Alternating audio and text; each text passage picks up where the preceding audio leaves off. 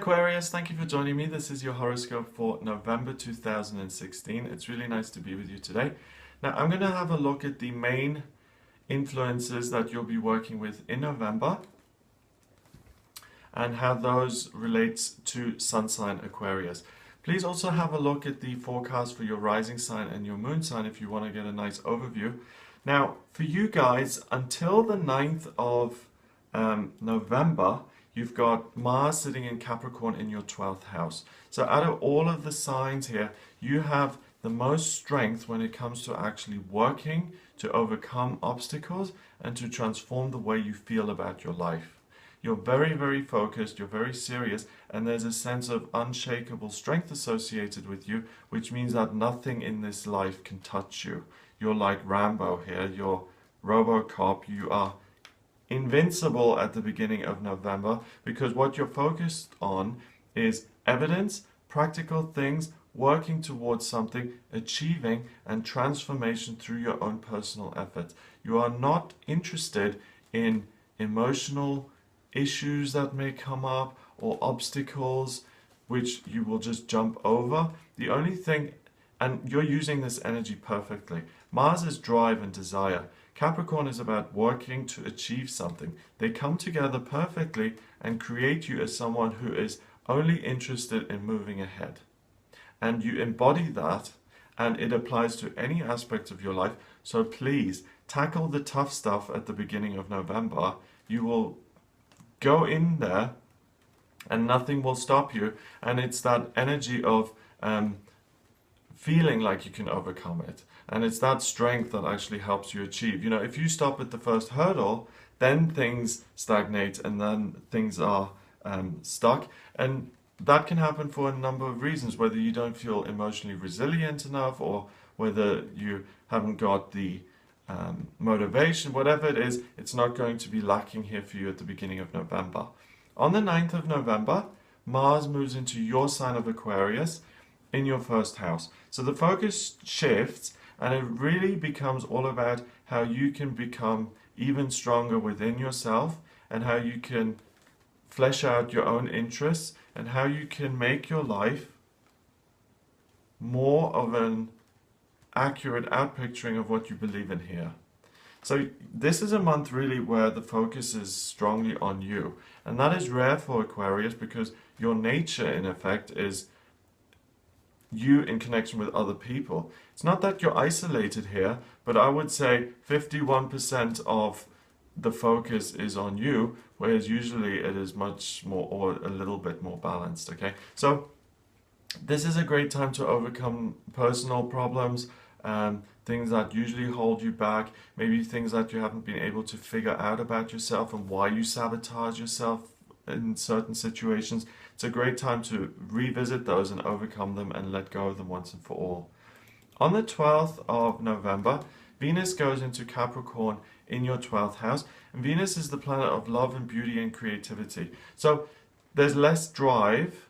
When Mars was in Capricorn in your 12th, you were like this machine moving forward, unstoppable. Venus is much more loving and gentle, and you have a more reliant and supportive quality, still effective, still being able to do things, but other people will respond to you more easily. You seem to soften a little bit. Your relationships start to improve now here from the 12th of November because you become more relatable and you start to have a little bit more time and understanding and compassion for other people, and you can include other people on your journey. It's also a wonderful time for you to have creative breakthroughs, for you to discover some sort of tangible, practical format in which you can express yourself and express your feelings, and something that you've never done before. Whether it's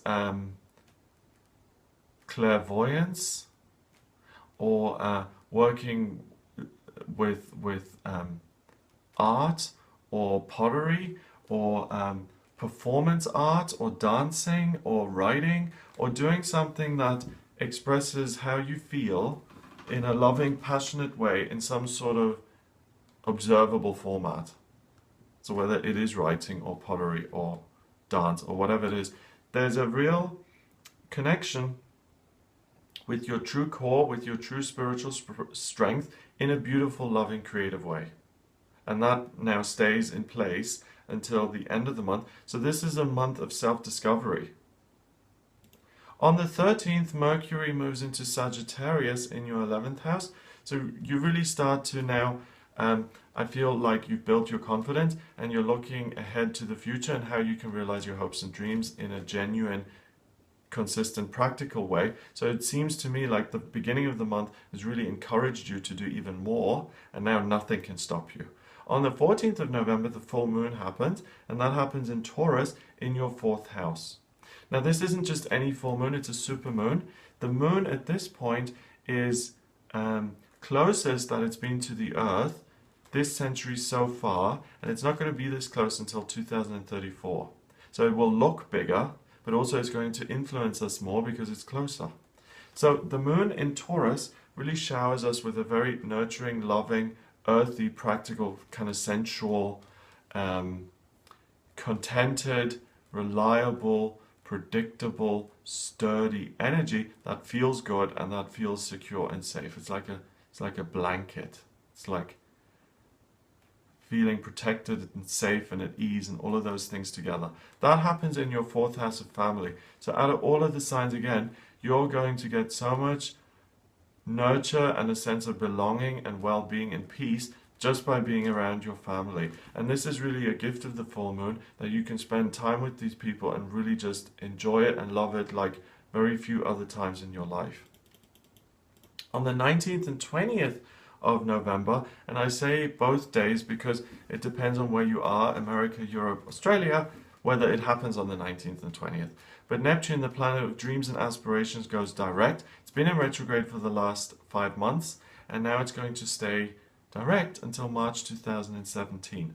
Now, Neptune is in Pisces every 160 plus years, so this is something that's rare. Yes, it's been in that sign since 2011 rather, and yes, it will stay in Pisces until 2026, so it's not that's something that's going away overnight, but it is a placement that's generational and that we're gonna kind of feel as a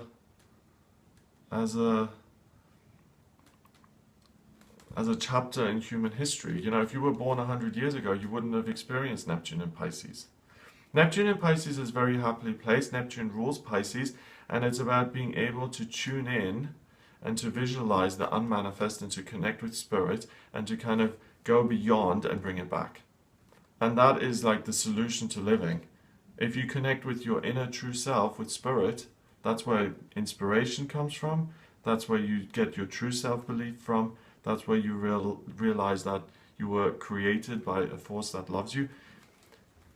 That sits in your 2nd house of money and belongings and your physical life.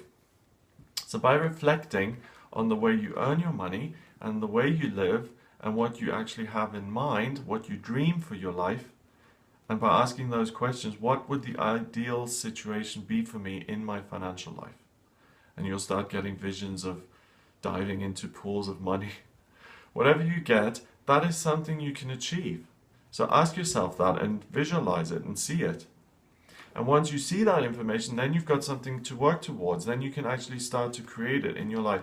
So again, Aquarius, it's very much unlike you because this is about you as an individual. It's not you in connection with others. It's not how you help other people. It's how you can become abundant and prosperous in your own right. And then we can ask about how you're going to use that for others. But first and foremost, this is a month where you can focus on your own situation and make it better. On the 21st, the Sun goes into Sagittarius in your 11th house. And again, the 11th house is really very linked with Neptune because it represents hopes and dreams. And the Sun is energy and what makes you feel alive. And give yourself the time and space to dream. What is it that you want to achieve? By dreaming this month, you can actually get a very clear picture of where you want to go, and you'll be able to plan for the future and implement things which will actually get you there. You know, if you want to be a multimillionaire and you want to live on Star Island in Miami, you're going to have to start somewhere. You know, if you're currently at the supermarket at the checkout and Star Island, there's a bit of a road to go. And first, you may have to take on another job, or you may have to come up with an idea. But step 1, 2, 3, 4, there's an ongoing journey, and you'll be able to take that first step in getting to where you want to go here in November. It's a very transformative month for you Aquarians. Now, that energy builds here through the end of the month, and by the time we get to the 29th of November, the new moon happens in Sagittarius in your 11th. That pulls even more Sagittarius energy in, and you become very far-sighted in the sense that you can see your hopes and dreams stretching out over your future and how you can achieve them. So yeah, dare to dream, Aquarius. Dream the dream in November. This is your month. If you're in the Northern Hemisphere, you use the pitch black darkness to go into that fire of your life and see how it can grow and expand and become the kind of life that you want it to be. Sorry, my battery's running out.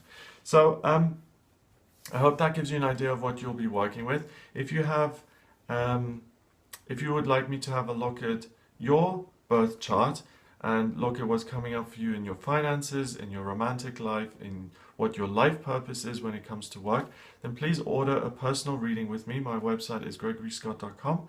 Click on the readings tab and you can order your reading there. Please remember to subscribe to this channel, and I'll speak to you next month.